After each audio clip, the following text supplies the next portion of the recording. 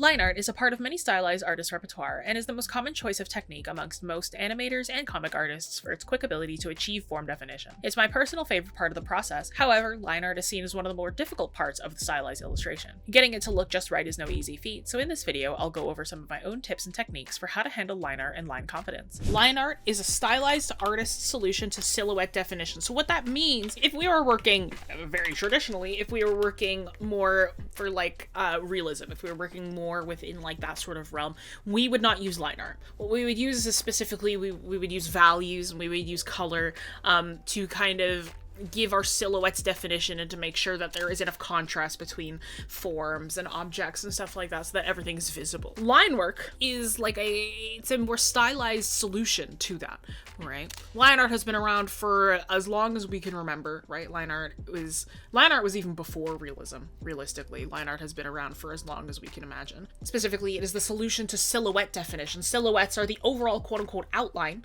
of a form. So if we think of like a shadow, if you make like shadow puppets on a wall, right? Your silhouette, that is what a silhouette is. So like the outline of your shadow is your silhouette outline. And every form has a silhouette, right? Even though it's like, if we think of like the human body as a whole, that is like our overall silhouette, like there is like a silhouette of a hand, there is a silhouette of an eye, there's a silhouette of everything kind of has a silhouette, right? But in general, it is the overall outline of a form. You want to treat your line work as a way to convey the forms of your artwork, because line art is a fix and a cleanup. It is not a trace, right? We are not just tracing our sketch. We are not just tracing the outside of something. We are not just tracing the thing that exists in front of us. We are fixing our sketch. We are giving it stylization. We are giving it movement. We are giving it energy, right? And it is also cleaning up our sketch. It is cleaning up our forms, right? It is not just tracing. Right? That's really, really important to note, because a lot of the times people will make their sketches absolutely perfect and then they'll line on top of that so that they can trace it exactly. That is not what we want to do. We want to make sure that we are keeping up our movement, our gestural nature, our visual interest within our line work. And if we are just stuck on tracing exactly, then we are not doing our line work correctly. Okay? Another thing we want to think about is how much we are going to define what needs to be emphasized. We're going to go over that in more detail later, right? Because when we are lining stuff, not everything needs to be lined, right? We can pick and choose what we want to define, right? We want to pick and choose what needs to be emphasized. And again, we're going to go over that in a little more detail as we continue further. So treat your line work as a place you can stop. Now, this is sort of a principle that I learned eventually as I started getting better and better at artwork. Each step of your process should be a choice, not a necessity. Right? Each step of the process where you are deciding, like, I am going to line this. And you're going to be like, okay, well, it's going to be lined. And like I guess I could add color, but like right now it could have just also been left as line work alone. That's a choice that you are making. You're choosing to continue on even though you could stop. You want to get your line work to a point where you wouldn't mind stopping even if you plan to add color. So even if you decide, okay, I'm going to add color, or even if you were planning on, you're like, I'm going to add color, I'm going to add lighting, I'm gonna add extra effects and whatnot. Even if you're choosing to do that later, if you decided to stop at the lines, you could. Each step of your process, you should kind of feel like it is a finished piece. So line weighting is used to add variation to your line work. So when I love line weighting. I use line weighting all the time. It is like my favorite thing in the whole world. Line weighting is when you are deciding to add thicker lines and thinner lines within your own line work. That is line weighting, right? It is different weights of your line work, right?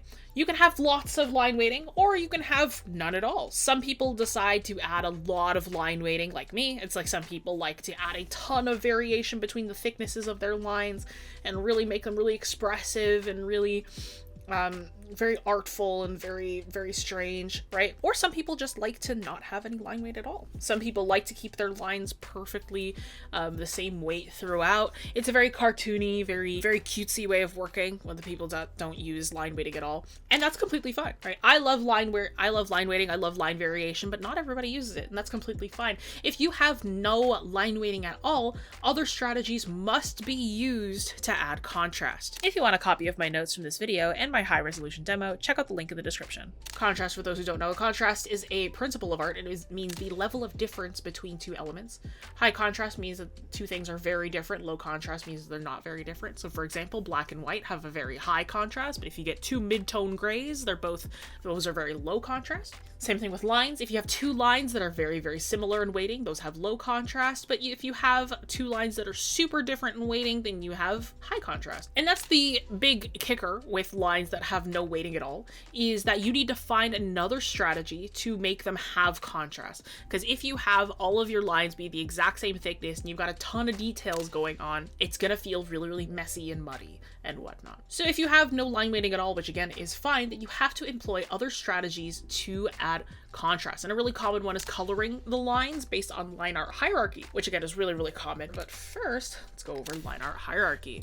Line art hierarchy is the general order one should keep when thinking of what should have the thickest and the thinnest lines, okay? So line art hierarchy is sort of a more organized way of thinking about what should have the thickest lines and what should have the thinnest ones. Obviously, you don't have to stick to this perfectly. There are always exceptions. There are always different ways to think with your lines. There are different techniques to employ depending on what you're choosing to do.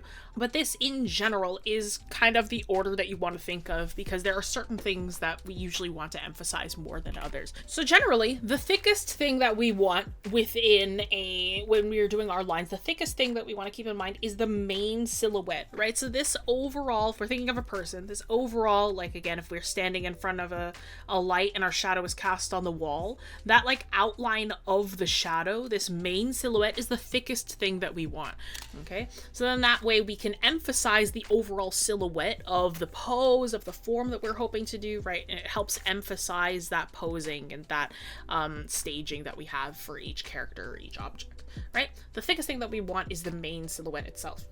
Second biggest thing that we want are like larger sections of the body, like larger bits of the body that can also be treated almost as silhouettes, right? Other like large sections of the body, for example, like the hair or your articles of clothing, limbs, right? Facial features, etc.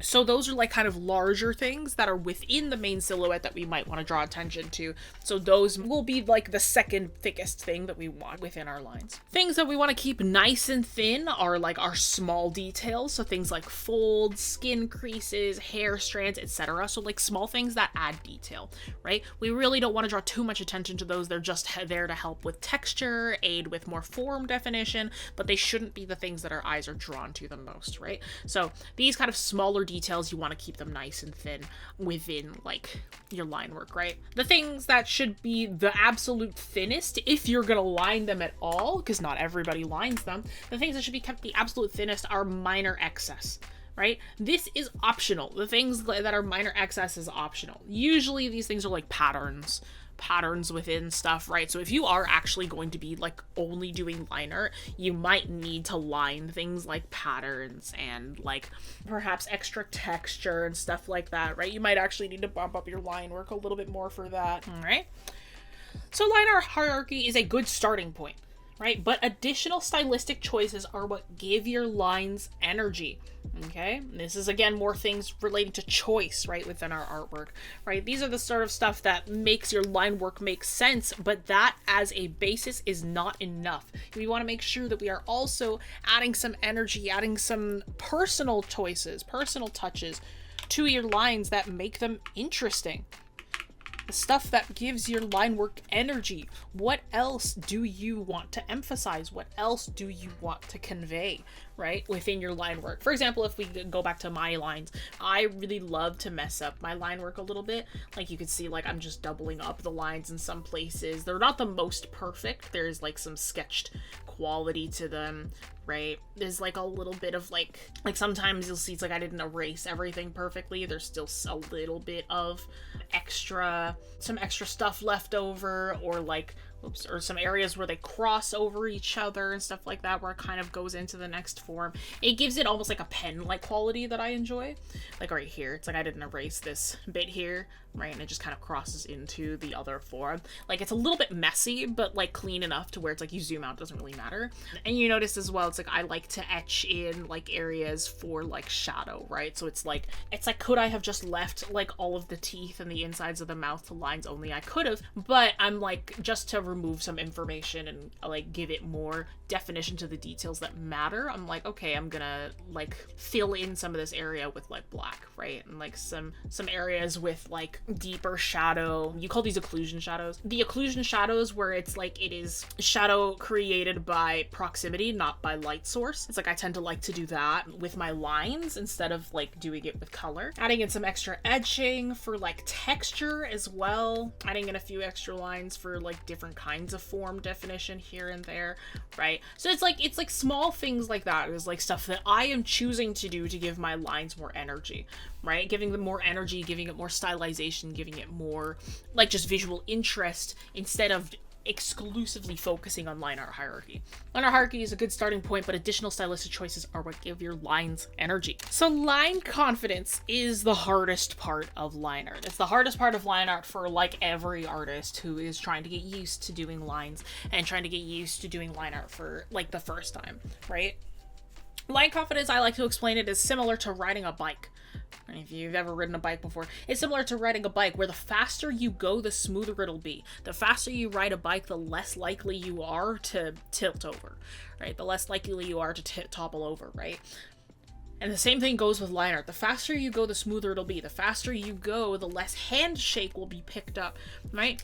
If I go really, really slow, right, there is always a chance that there will be like, well, this is actually pretty good, but there's always a chance that there will be like a little bit of line shake going on throughout the entire lining process. If I go really fast, there's a lot less of that handshake. Oh, that one's good. There's a lot less of that handshake that gets picked up, right?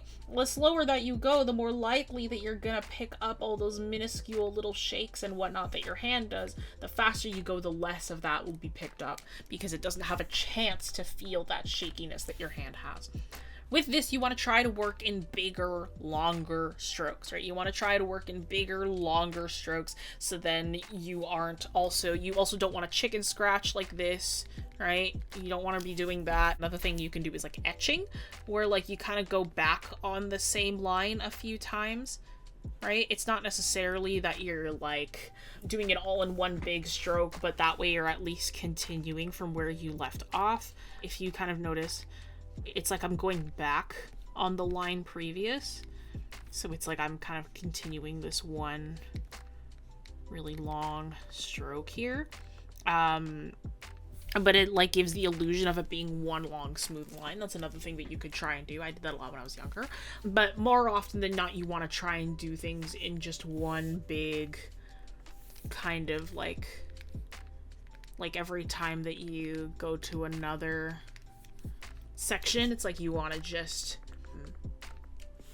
like you want to treat it as like one line only, right? If you're going in the same direction, you don't really want to like etch like this, because then it creates kind of like chicken scratchy look that looks messy and unprofessional and unconfident, right?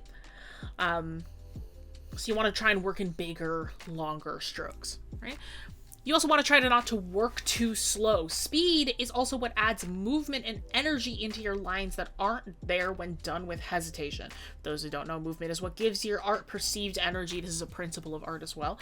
If you've ever done gesture work, if you've ever done gesture illustration is a type of illustration where you are doing timed poses of people that are in front of you, or like of pictures, or of things that are in front of you, right? They are timed. You have seconds to finish an illustration, right? Usually they're just sketches and they aren't focused on anatomy per se. They are focused more on the energy and the movement of the actual pose.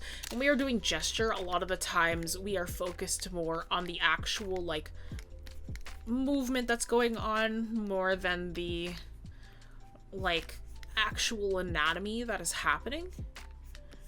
So it's like instead we are focused on getting that big sort of like feeling of like, oh, this person is moving, oh, this is happening in this direction, right? We want that huge arc that goes throughout the whole body. We want to feel the point of this knee as it goes forward, and the like feeling of this hand kind of falling backwards within the pose, right? That's what gesture is. Gesture isn't necessarily focused on perfection, it's focused on energy, it's focused on movement. And we want to make sure that we are capturing that same movement, that same energy within our line work too. You can only get that when you work fast, right? If we are working with hesitation, if you are like trying to do that pose and you are like making it like as smooth as you possibly can, right? And you're focusing on getting it nice and perfect and like getting all of those like perfect kind of straight lines in there,